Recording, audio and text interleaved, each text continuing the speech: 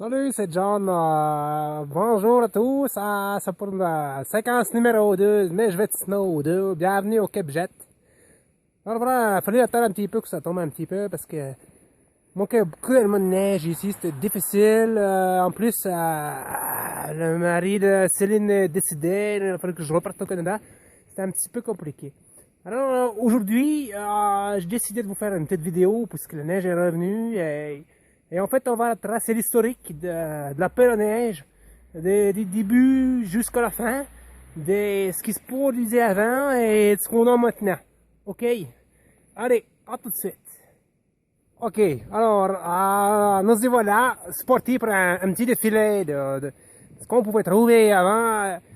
On va commencer par la première pelle qui date d'environ 234 ans avant Jésus-Christ. C'était la pelle qui servait à déneiger, c'était très long. C'était une pelle assez efficace, mais pour des petites surfaces. Voilà, je vous la présente, c'est la pelle à tarte. La pelle à tarte servait à peler comme ça. Le problème vite rencontré avec ce genre d'outils, c'est que il faut pas être pressé. Voilà. Donc ça, 234 avant Jésus-Christ, la pelle à neige. Mais pelle à tarte aussi. Ok, assez vite rencontré des problèmes d'efficacité avec cette petite pelle. Les forgerons de l'époque, environ 234 après Jésus-Christ, se sont dit on ferait bien une pelle un petit peu plus large. Donc ils ont inventé cette pelle-là très efficace, beaucoup plus efficace, 4 fois plus efficace en surface. Je vous la présente. La pelle. La pelle qui va aussi avec sa balayette. La pelle beaucoup plus large, vous voyez, beaucoup plus de surface pour déneiger, très efficace, 4 fois plus efficace, donc 4 fois plus rapide, la pelle. Ensuite, très rapidement, ils se sont rendus compte que c'était difficile et très contraignant de travailler accroupi ou à quatre pattes. Alors, environ 600 après Jésus-Christ, ils ont inventé la pelle aussi. Toujours une pelle, hein, mais avec un manche qui est beaucoup plus grand. C'est la pelle que vous connaissez encore aujourd'hui, la pelle.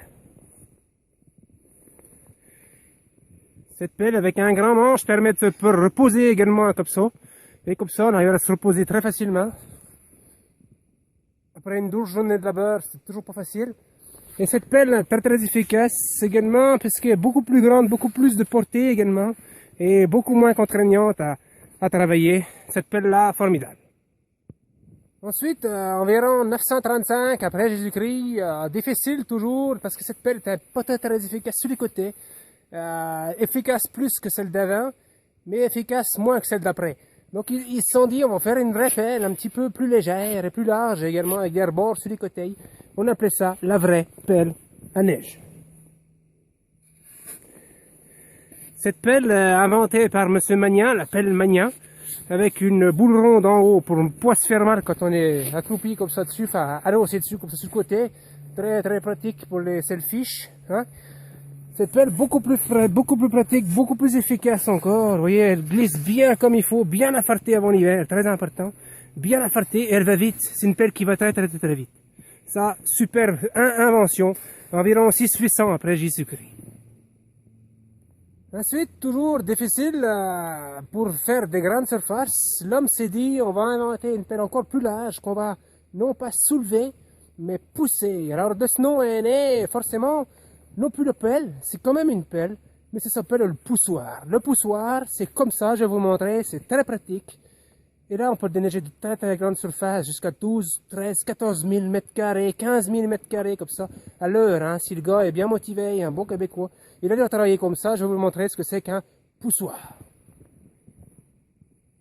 Alors, le poussoir, vous voyez, il a un manche comme ça, pour pouvoir pousser, tout simplement. Hein, on est derrière le guidon, comme ça. Et on pousse, on charge la neige comme ça. On pousse, c'est beaucoup plus rapide. Hein. Vous voyez, et on arrive à surfer sur la neige pour ensuite tirer un coup sec. Oh merde, encore dedans. Tirer un coup sec, faut déjà être en forme, faut pas trop picoler avant. Hein. Tirer un coup sec et le poussoir il est vide. Donc on arrive à aller beaucoup plus vite comparativement aux autres pelles. Hein. Je vais vous faire un petit historique des différentes pelles les unes à côté des autres. Là, on est environ 2500 ans après Jésus-Christ, hein, ce modèle-là. Alors, petit récapitulatif. Donc, la première paire que nous avons vue tout à l'heure, on voit très vite qu'on a passé à un modèle un petit peu plus gros, plus efficace. Mais toujours difficile de faire des grandes surfaces. Ensuite, la vraie pelle que vous connaissez, la pelle de maçon. Hein, pelle de maçon, les francs-maçons, tout le bazar, avec un grand manche pour s'appuyer quand on est fatigué. Ensuite, le pelle à neige, le vrai pelle à neige de Monsieur Mani. Hein, très bonne pelle, très bon outil. Hein, bonne promo en ce moment, à 22,90 € à la supérette du coin. Et puis, le poussoir, exceptionnel poussoir. Là, nous sommes rendus 2500 après Jésus-Christ.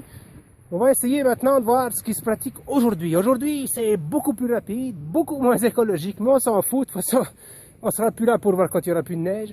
Donc on s'en tape. Je vais vous montrer maintenant les engins tout à fait modernes que vous avez pu voir l'année dernière, le soir, quand je travaillais comme ça. Je vais vous sortir maintenant une fraise à neige. Je répète bien, une fraise à neige. Alors ça y est, nous y voilà, on arrive à cet engin tout à fait des temps modernes. Aujourd'hui, on est environ à 3400, 3500 après Jésus-Christ. C'est difficile de travailler, donc les gens se disent, on va inventer quelque chose d'efficace, de très rapide et pas cher. Avec toute interruption, je vous présente la bête. Voilà, la fraise à neige, c'est ça, hein. Vous avez le chauffage pour les mains ici, très important, hein. Et ensuite, vous avez le dégueuloir qui peut se régler comme ça, comme ça. Et puis la vitesse, et puis la marche arrière, et puis tout ce bordel comme ça, démageage électrique, messieurs, dames, électrique. Donc je vais vous montrer un petit peu quoi ça ressemble. Dedans, c'est comme ça. Et maintenant, on va la faire tourner. Attention les yeux. Alors on y va, vous allez voir, ça va dépoter, ça rase, ça, on va mettre en route la lame, hein, la lame qui tourne. Et maintenant, on va faire un petit peu d'avancement pour voir comment ça se passe tout doucement. Et vous allez voir, ça va dégueuler. Oh là là, Dieu, oh là là là là. Oh, oh, oh. Ah, ça c'est formidable ça. Oh la gars, celui qui a inventé ça, c'était un champion du monde. Hein. Voilà, voilà un petit peu comment ça fonctionne l'affaire. Hein. Alors voilà, je vais faire un petit selfie avec mon engin d'aujourd'hui. Super efficace, c'est pas cher, hein, la fraise à neige. Me demandez pas pourquoi on demande des fraises, parce que des fraises à cette époque-là, j'en ai jamais vraiment vu, mais bon, c'est pas grave. On m'a dit que ça s'appelait comme ça, moi je répète ce que j'ai entendu. Donc super outil, formidable, efficace. Donc voilà un petit peu pour cette petite historique qui vous a permis, et j'espère vous permettra de mieux comprendre comment est née l'histoire de cet engin formidable d'hier à aujourd'hui, en sachant qu'aujourd'hui n'est peut-être que demain, et que demain n'est sûrement qu'une journée avant après-demain. Alors moi, il me reste à vous saluer tout simplement et à vous dire à très bientôt, très bientôt, pour un prochain numéro de Mejvet Snow. Bienvenue au Cap Jet. Ciao!